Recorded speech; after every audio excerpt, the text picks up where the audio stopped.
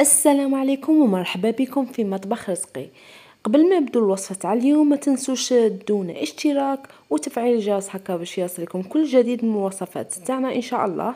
وما تنسوناش هكا بجيم والكومنتير وبالتطبيقات تاعكم اللي درتوهم من خلال الوصفات تاعنا. نبدو بسم الله. اليوم غادي ندو بيتزا، غادي ندوهم بشكلين هكا. غادي ندور بيتزا هذه بعجينه سحريه، غادي تكون عجينه هشه وطريه، غادي ان شاء الله تعجبكم وتعجب العائله تاعكم. غادي ندوها بالصلصه البيضاء، غادي تجي بنينه بنينه بزاف. نبداو بالوصفه ان شاء الله. نجيبوا في بول ولا باسينه اللي عندك، درت فيها كاس ماء، كاس حليب دافئ عفوا، كاس حليب دافئ، ونزيدوا عليها ربع كاس تاع زيت. كاس حليب دافئ ونزيدوا عليها ربع كاس تاع زيت. درنا عليها مغرف كبيره تاع سكر ومغرف كبيره تاع خميره الخبز. كيما راكم تشوفوا طريقه سهله وراهي واضحه في الفيديو.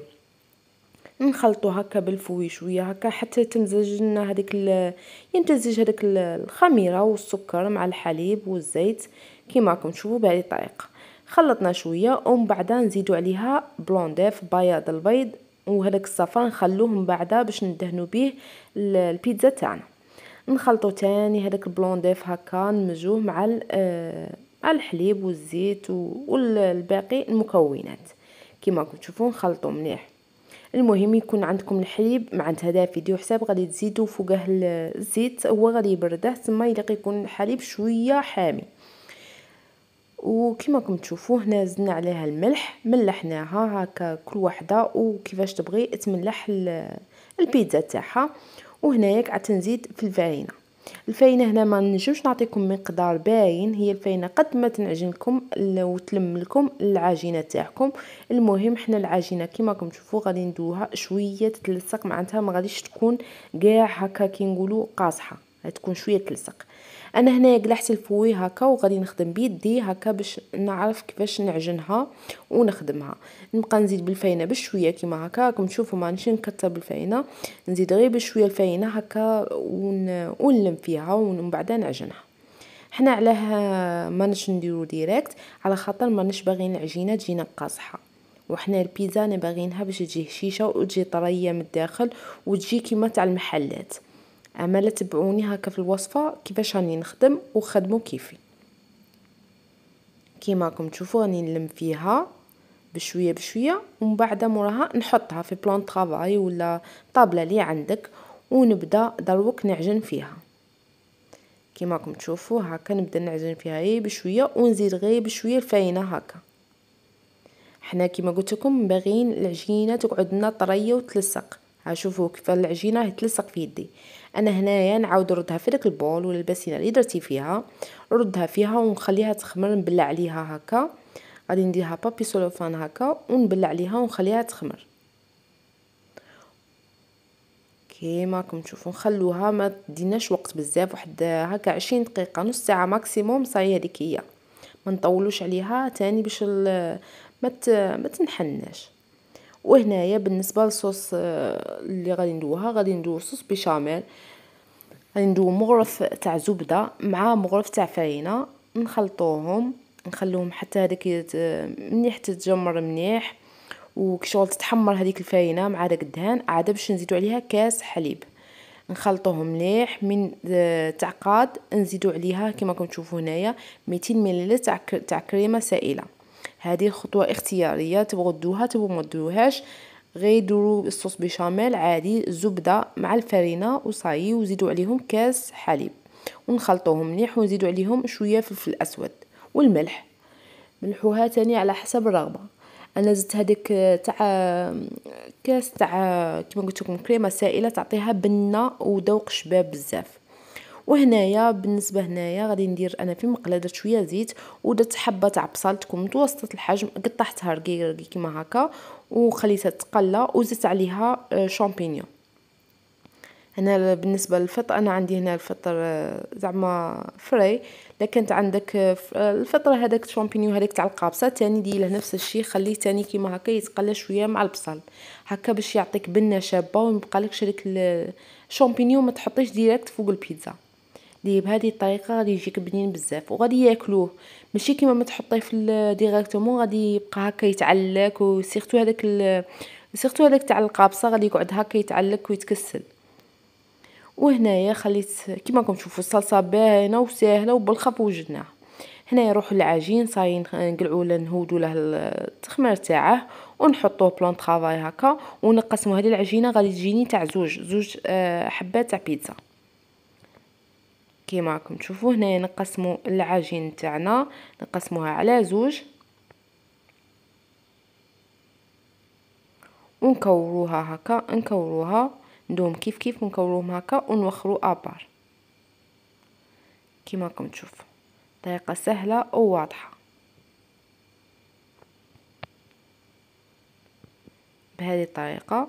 ونبدو دروك نبدو نحلو بالحبه. هنا في الاثناء راني شاعله الفرن تاعي، شاعله عليه على اعلى درجه. بالنسبه هنا للطياب تاع البيتزا تشعلوا عليها على اعلى درجه، اعلى درجه اللي عندك، وشعلي ليها من تحت ومن فوق. الا كانت عندك غير الكوزينيير ولا الكوشه اللي عندك تشعلي من تحت ومن بعد عاد الاخر شعلي من تحت ومن بعد زيدي شعلي من فوق. كيما راكم تشوفوا حليت مليح هذيك البيتزا تاعي. انا عندي هذه المقله هكا اللي تدخل ثاني تدخل الفرن، وخدمت غادي نخدم لكم كيما قلت لكم بشكلين. هذا الشكل الاول اللي غادي نديروه هنا بالنسبه لي عندها كريمه الجبن، معناتها هذيك الجبن السائل طري، جبن طري. تقدري ديري في الحواشي كيما هكا، عمري البوردير كيما هكا عمريهم الداخل وديري بهذه الطريقه اللي راني ندير فيها كيما هكا. هذه الطريقه باش نزيروا فيها العجين ما تنتحناش وما مطون تعطينا شكل شباب. كما قلت لكم لا عندك جبن طري دي عمريه في لابوش هكا في كيس الحلواني وديري من جناب كيما هكا وبلعي بهذه الطريقه. انا هنايا نحط هذه لاصوص اللي درناها كيما راكم تشوفوا، نكثروا لاصوص هكا باش تجينا البيتزا تاعنا تجينا شابه وتجينا معمره. انا هنايا كيما راكم تشوفوا درت لاصوص ومن بعد نحطوا هذاك البصل اللي درناه يتكرمل هو والشامبينيون نحطوه كيما هكا. غادي كيما هكا ينتكل خير ملي تخلي الشامبينيون كيما هكا تحطيه. وهنايا درت شويه فلفله، الا كانت عندك فلفله هكا حمراء وخضراء ديري كيما هكا، دي الوان هكا تعطي نظره شابه للبيتزا تاعك. انا كانت عندي الخضراء هكا قطعتها كيما راكم تشوفوا بهذه الطريقه ونبقى نزين فيها البيتزا تاعنا. وهنايا انا استعملت كفته، كانت عندي كفته تسمى درت كفته ديجا ما غاش تدي بزاف. لكن عندك دجاج ثاني ديري كيما هكا قطعيها هكا مرصويات صغار وحطيهم كيما هكا من فوق. انا الكفته كيما راكم تشوفوا ما طيبتهاش، الكفته طيب لك في الكوشه، معناتها ما طيبيهاش من قبل تجيك يابسه وتجيك قاصحه. طيبي الكوشه كيما هكا في الكوشه طيب وحدها في الكوشه. هذه كنصيحه استيس هكا جامي لا طيبي الكفته تاعك من قبل، غادي تجيك قاصحه بصح كيما هكا تقعد لك الكفته تاعك طريه.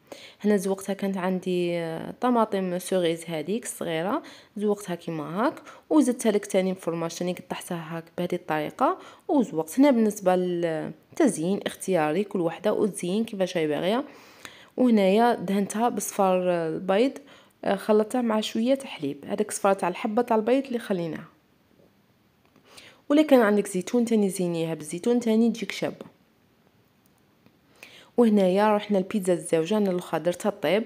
وهنا نروحوا البيتزا الزوجه. هنا غادي نديركم شكل واحد اخر كيما راكم تشوفوا درنا هكا بوردير كيما هكا ومن بعد درناه بالمقص. وهنايا قعدنا هكا نلوو فيهم بهذه الطريقه، طريقه سهله واضحه بصح غادي تعطي نظره شابه للبيتزا من بعد ما يطيب. كيما راكم تشوفوا الا كان تاني عندكم هنايا فرماج تقدروا تعمروا هنا الفرماج كيما قلت لكم وديروه. شوفوا شيرات انا في الاولى ما درتش فرماج في البيتزا، خليتها تمين طابت كيما راكم تشوفوا تمين طابت عاد باش ندير الفرماج تاعي. ماشي ديري الفرماج من الاولى اللي يقسح لك هذاك الفرماج وما يقعد لك الشباب، خليه حتى من بعد عاد تمين طيب لك البيتزا تاعك عاد باش دير الفرماج عاود دخليها للفور هكا غير شويه واحد دقيقه ولا زوج يقد ما يذوب لك هذاك الفرماج. شوفوا البيتزا كيفاش جات شابه وجات طريه. العجينه نقول لكم عجينه رائعه رائعه رائعه احسن من المحلات وما غاديش تزيدوا تولوا تشروا البيتزا من مورا هذه لاغوسات. هذه عجينه رائعه. شوفوا هاي البيتزا هذيك الزوجه اللي درناها، شوفوا الشكل كيفاش جات تاني شباب، وجات محمره والذوق ولا اروع. وفي الاخير شنقولكم، تهلاو في رواحكم ونتلاقوا ان شاء الله في وصفه اخرى ان شاء الله.